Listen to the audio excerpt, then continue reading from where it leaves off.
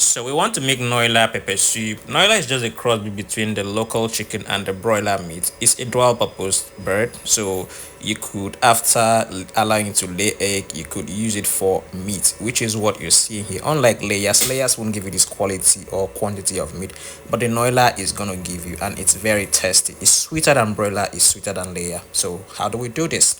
We're just gonna steam the whole meat, and before we do that, we'll just have to sauce the meat properly, which is why we have onions, we have pepper, we have turmeric, we have ginger, we have garlic, we have thyme, we have nutmeg, we have curry, we have the pepper soup spice in here, and then there's this my special mix that I have to put inside here, and we have to allow it to bring out its own water. So we just put it on the fire, we allow it to boil and then bring out its own water before we add water, which is what we're doing. So this is its water coming out from the meat itself.